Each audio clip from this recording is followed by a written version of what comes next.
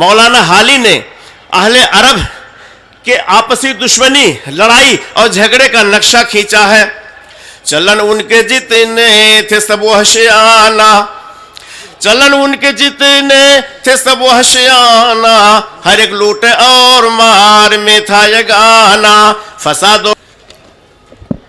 جزاکم اللہ خیر وبارک فیکم. عزیزوں اور دوستوں، بزرگوں اور بھائیوں، پڑوسی ملک نیپال میں توحید و سنت کے لیے ایک چراغ جلایا گیا جسے جامعہ سراج العلوم جھنڈا نگر کہا جاتا ہے.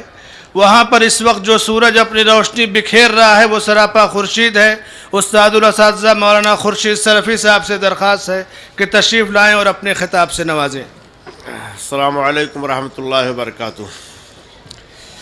ان الحمد للہ نحمده ونستعینه ونستغفره ونعوذ باللہ من شرور انفسنا ومن سیئات اعمالنا. من يهده الله فلا مضل له ومن يضلله فلا هادي له واشهد ان لا اله الا الله وحده لا شريك له واشهد ان محمدا عبده ورسوله. اما بعد فان خير الحديث كتاب الله وخير الهدي هدي محمد صلى الله عليه وسلم وشر الامور محدثاتها وكل محدثة بدعة وكل بدعة ضلالة وكل ضلالة في النار. قال الله تعالى في كتابه المجيد: أعوذ بالله من الشيطان الرجيم. بسم الله الرحمن الرحيم. يا أيها الذين آمنوا ادخلوا في السلم كافة ولا تتبعوا خطوات الشيطان. مرکزی جمعیت اہل حدیث ہند کے امیر محترم حضرت مولانا اصغر علی سلفی حفظہ اللہ اور ناظم عمومی مولانا محمد ہارون سنابلی حفظہ اللہ اور جمعیت و جماعت کے محسن عظیم اسکالر فضلۃ الشیخ صلاح الدین حافظہ اللہ جو اس نشست کی صدارت فرما رہے ہیں، اور اسٹیج پر جلوہ افروز تمام افاضل علماء کرام اور دور و نزدیک سے تشریف لائے ہوئے تمام اخوان اہل حدیث اور برادران اسلام و جملہ حاضرین، نہایت ہی خوشی اور مسرت کا موقع ہے کہ 34ویں آل انڈیا اہل حدیث کانفرنس نہایت ہی مناسب اور اہم موضوع پر منعقد ہو رہی ہے.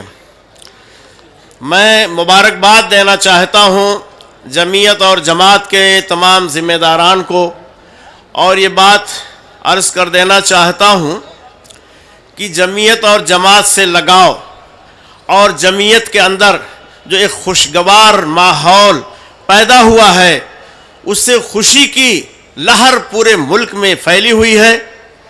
اس کا نتیجہ یہ ہے کہ ہمارے جامعہ سراج العلوم سلفیہ جھنڈا نگر نیپال سے تقریباً ہم لوگ 80-85 نفر کی تعداد میں اس پروگرام میں شریک ہیں.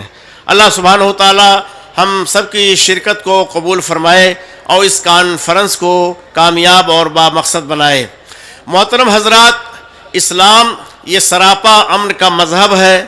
اللہ سبحانہ و تعالیٰ نے فرمایا کہ یا ایھا الذین آمنوا ادخلوا فی السلم کافہ، کہ اے وہ لوگوں جو ایمان لائے ہو پورے طور سے سلم میں، امن میں داخل ہو جاؤ، اسلام میں داخل ہو جاؤ.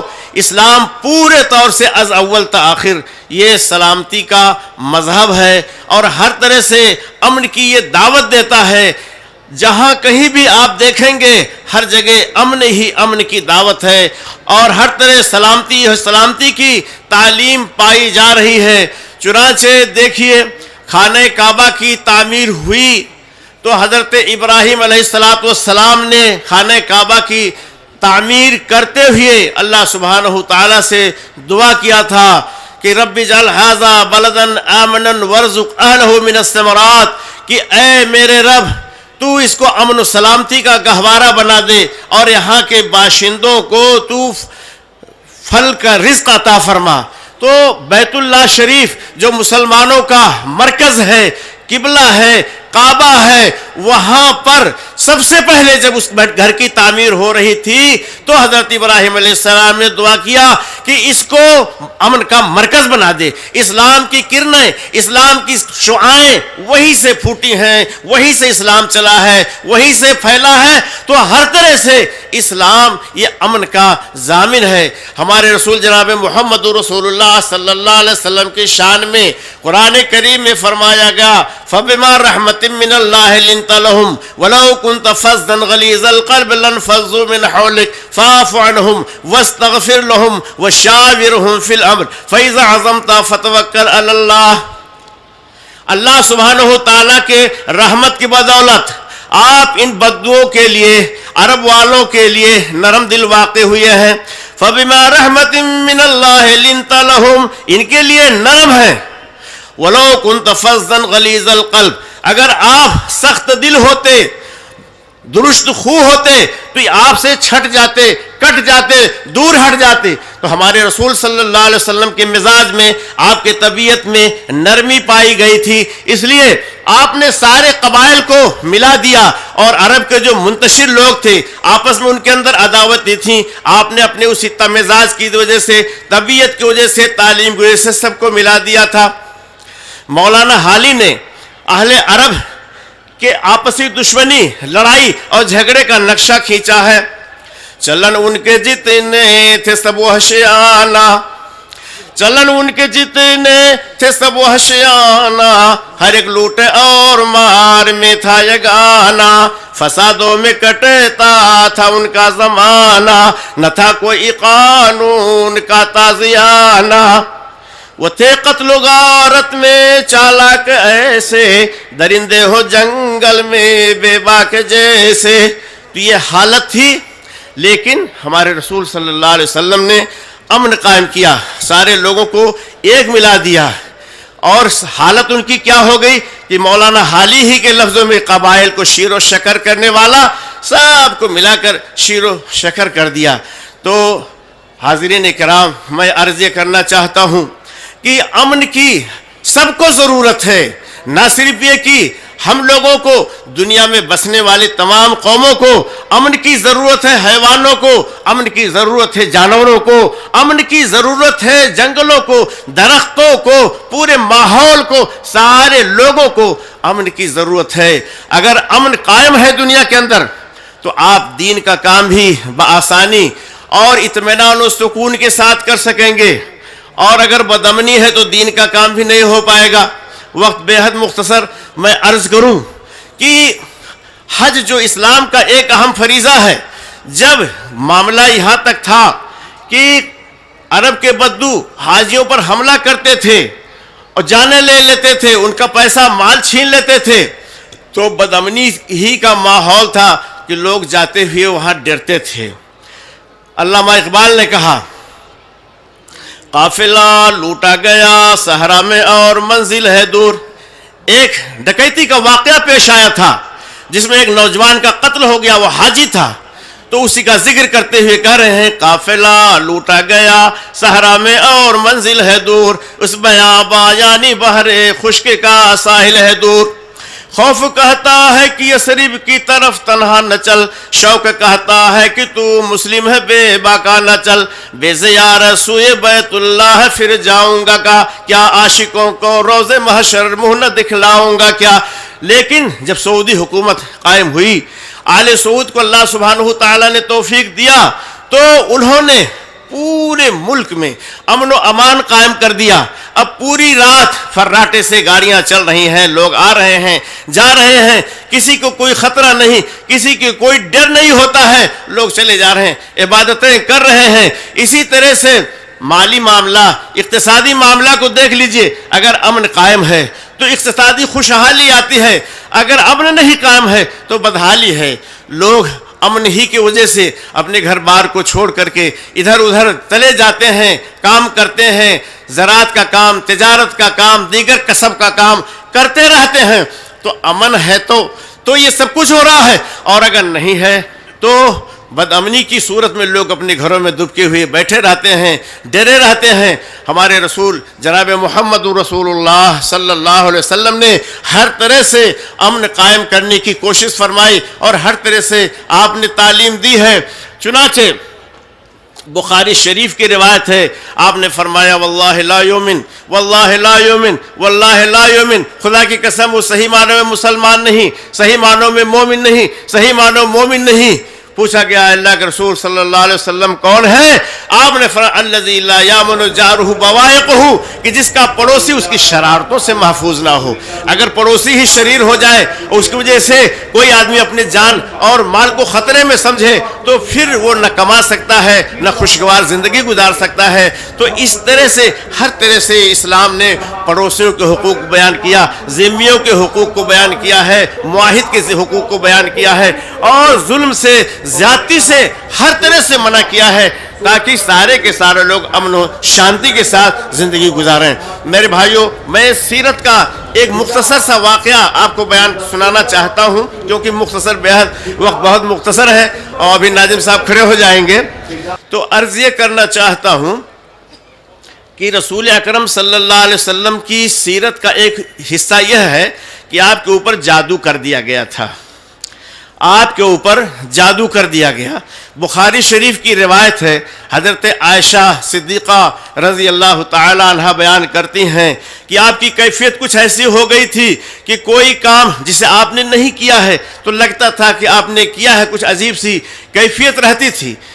رسول اللہ صلی اللہ علیہ وسلم نے حضرت عائشہ سے کہا کہ اے عائشہ، میرے پاس دو آنے والے آئے اور ان لوگوں نے کہا کہ ان کے اوپر جادو کر دیا گیا ہے۔ پھر انہی لوگوں نے بتایا کہ بنی زریق کے کنویں میں ہے اور کنگھیب کے اندر جادو کر کے اس کے اندر دبا دیا گیا ہے، پتھر سے دبایا گیا ہے، کچل دیا گیا ہے۔ چنانچہ اللہ کے رسول صلی اللہ علیہ وسلم نے اپنے آدمیوں کو لگایا اور اس کنویں سے اس کنگھے کو نکلوایا اور پھر معوذتین کی جو آیتیں نازل ہوئی تھیں اس کو پڑھتے جاتے تھے اور اس کی وجہ سے گرہیں کھلتی جاتی تھی، اور پھر جو آپ کے اوپر بندش کر دی گئی تھی وہ بندش ختم ہو گئی، بالکل آپ فریش ہو گئے، صحت مند ہو گئے۔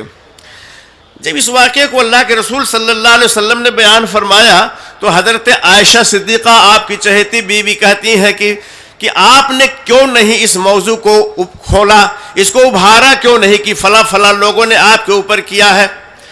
آپ نے فرمایا کہ عائشہ، چونکہ اللہ نے مجھے شفا دے دیا تو میں فتنہ پیدا کرنا نہیں چاہتا ہوں، میں نے نہیں چاہا کہ اس کے ذریعے فتنہ ابھرے۔ آپ غور کیجئے کہ وہ نبی کتنا امن پسند تھا اور کتنا صلح کلی کا حامی اور ضامن تھا کہ خود اس کو نشانہ بنایا گیا ہے، اور جادو جیسی چیز، شرکیہ چیز کہ جس کی وجہ سے ذہن بدھ جاتا ہے اور چیزیں بدھ جاتی ہیں، تو اس کا شکار کیا گیا، نشانہ بنایا گیا، لیکن آپ نے اس موضوع کو پھیلایا نہیں، لوگوں میں عام نہیں کیا کہ اس سے فتنہ نہ پیدا ہو کہ فلاں نے نبی کے اوپر یہ کیا تھا، اس کے ساتھ یہ کارروائی کی جائے، اس کے انتقام لیا جائے۔ آپ غور فرمائیے کہ آپ نے امن قائم کرنے کے لیے دنیا میں کتنی قربانیاں دی ہیں، کتنی کوششیں کی ہیں۔ اور سیرت نبی کا یہ مشہور واقعہ بخاری شریف کے اندر روایت ہے کہ جب ثمامہ بن اسال گرفتار کر کے لائے گئے تو رسول اللہ صلی اللہ علیہ وسلم نے مسجد نبی کے کھمبے میں ان کو بدھوا دیا۔ انہوں نے کسی مسلمان کا قتل کیا تھا، مجرم تھے، لیکن جب حاضر کیا گیا تو فوراً ان کو سزا نہیں دی گئی، بلکہ رسول اکرم صلی اللہ علیہ وسلم نے 2-3 وقت ان سے پوچھا کہ ماذا عندک یا ثمامہ، اے ثمامہ تمہارا کیا حال ہے؟ ثمامہ نے برابر ہی جواب دیا کہ میں تو مجرم ہوں، اگر مجھے قتل کر دیں تو قتل کرنا آپ کے لیے درست ہے، اور اگر احسان کریں تو میں احسان مند رہوں گا، اگر آپ غلہ چاہتے ہیں امامہ کا تو وہ بھی حاضر کر دوں گا۔ لیکن بہرحال رسول اللہ صلی اللہ علیہ وسلم نے ان کے بندھنوں کو کھلوا دیا۔ یہ ایک امن کی صورت تھی، امن کی کوشش تھی قائم کرنے کی، چنانچہ اس کا اچھا اثر یہ گیا کہ سمامہ کچھ دور نخلستان میں گئے، غسل کیا اور رسول اللہ صلی اللہ علیہ وسلم کے پاس حاضر ہو کر کے ہلکا بگوش اسلام ہو گئے اور عرض کیا کہ اللہ کے رسول صلی اللہ علیہ وسلم، آپ کے چہرے سے زیادہ مبغوض میری نظر میں کوئی چہرہ نہیں تھا، اب آپ سے زیادہ پسندیدہ اور محبوب کوئی چہرہ نہیں، اور آپ کے شہر مدینہ سے زیادہ مبغوض میرے نظر میں کوئی شہر نہیں تھا، اب آپ کی شہر مدینہ سے زیادہ پسندیدہ محبوب کوئی شہر نہیں۔ اسی طرح سے آپ کے اس دین سے زیادہ مبغوض کوئی دین نہیں تھا، لیکن اب اس سے زیادہ مبغوض کوئی پسندیدہ کوئی دین نہیں ہے۔ تو عرض یہ کر رہا ہوں کہ اس میں امن کے قائم کرنے میں دین اور دنیا دونوں کی بھلائی ہے، تجارت کی بھلائی ہے، اقتصادیات کی بھلائی ہے، دین کی بھلائی ہے اور سماج و معاشرہ کی بھلائی ہے۔ اللہ سبحانہ وتعالیٰ سے دعا ہے کہ وہ ہم سب کو امن قائم کرنے والا بنا دے، اور پوری دنیا میں جو خون و خرابہ ہے، قتل و غارت گری کا ماحول ہے، اللہ سبحانہ وتعالیٰ اس کو دور کر دے، امن و شانتی کو قائم کر دے۔ والسلام علیکم ورحمۃ اللہ وبرکاتہ۔